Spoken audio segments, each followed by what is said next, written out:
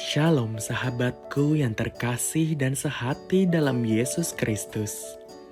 Jumpa lagi kita pada kesempatan kali ini. Mari kita siapkan diri dan hati kita untuk menjadikannya layak menyambut Tuhan, supaya kita bisa menjadi garam dan terang dalam kehidupan ini. Tentunya dengan bersama kita resapi Renungan Sabda Pendalaman Iman presented by BPK PKK KAJ. Bacaan dari Injil Matius bab 11 ayat 25 sampai 27. Pada waktu itu berkatalah Yesus, "Aku bersyukur kepadamu Bapa, Tuhan langit dan bumi, karena semuanya itu Engkau sembunyikan bagi orang bijak dan orang pandai, tetapi Engkau nyatakan kepada orang kecil. Ya Bapa, itulah yang berkenan kepadamu. Semua telah diserahkan kepadaku oleh Bapakku, dan tidak seorang pun mengenal anak selain Bapa, dan tidak seorang pun mengenal Bapa selain anak, dan orang yang kepadanya anak itu berkenan menyatakannya." Demikianlah Injil Tuhan. Shalom, selamat berjumpa kembali dalam acara Resapi, Renungan Sabda Pendalaman Iman.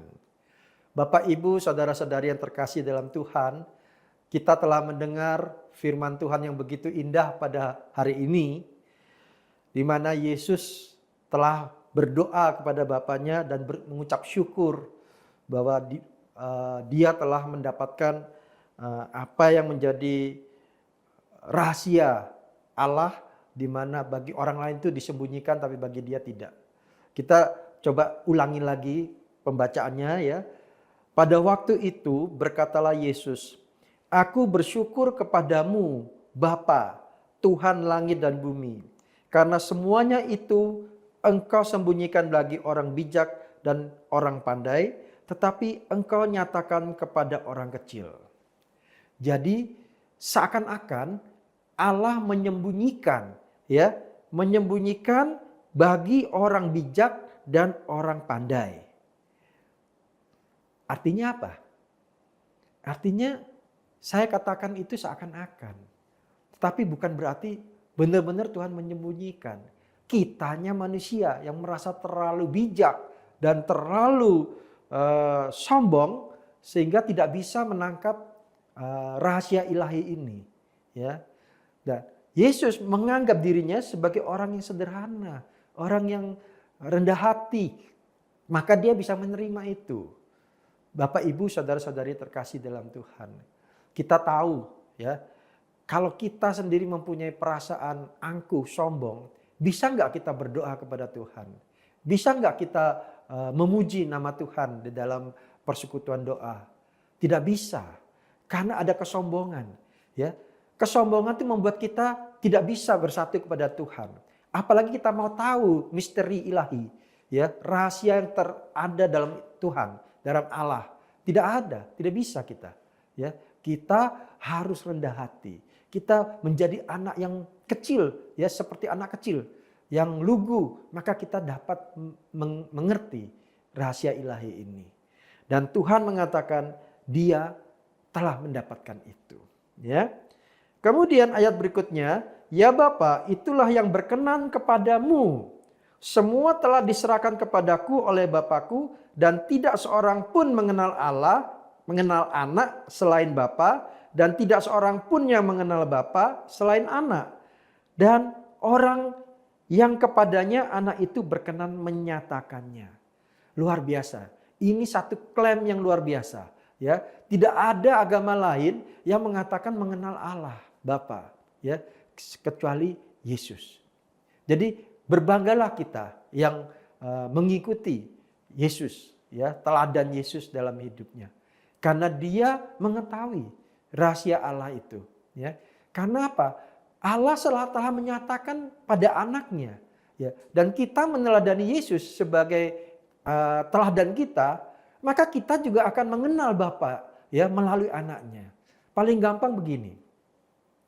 Kalau ada orang bertanya, siapakah Bapa itu? Siapakah? Modelnya seperti apa? Jawabnya satu saja, sederhana. Saya mengenal anaknya, yaitu Yesus Kristus.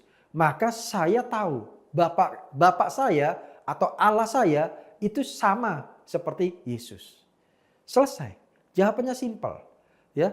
Jadi Bapak Ibu yang terkasih dalam Tuhan, kita perlu berbangga ya sebagai orang Kristen, kita tahu Allah itu seperti apa. Kalau yang lainnya mungkin masih berdoa, semoga Allah begini, semoga Allah ini, semoga Allah begitu ya.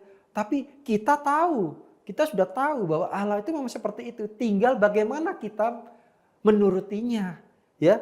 Bagaimana kita mengikutinya, mengikuti segala perintahnya, ya, menghindari segala larangannya. Maka itulah kita tahu Allah itu seperti apa, ya.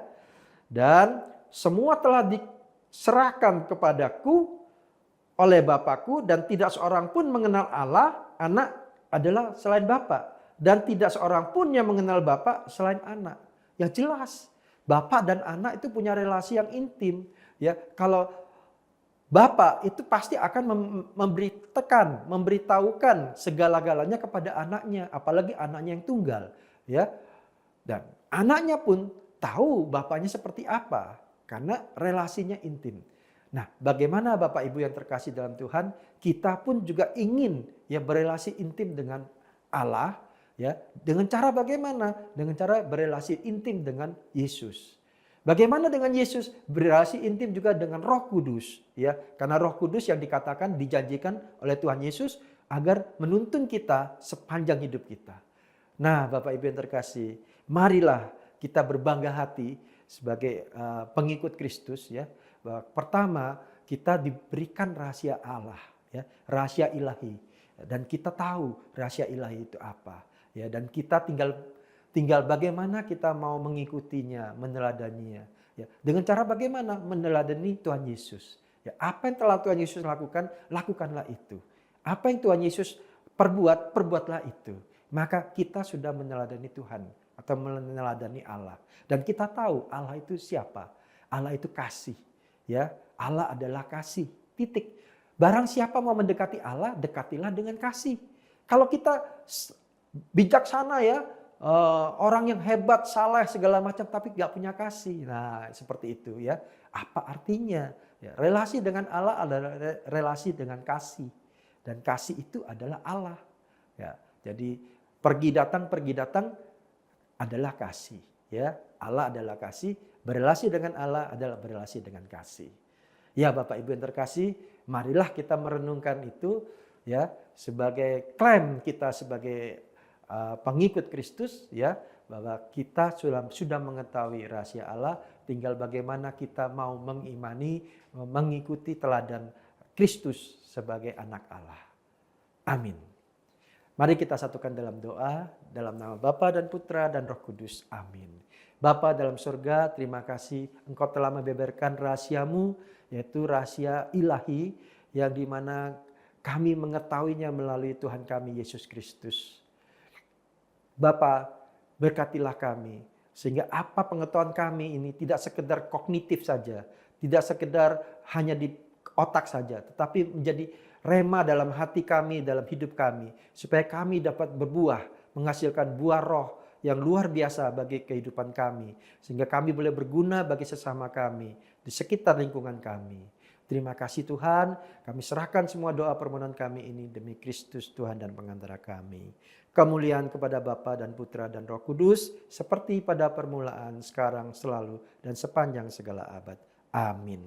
Dalam nama Bapa dan Putra dan Roh Kudus. Amin.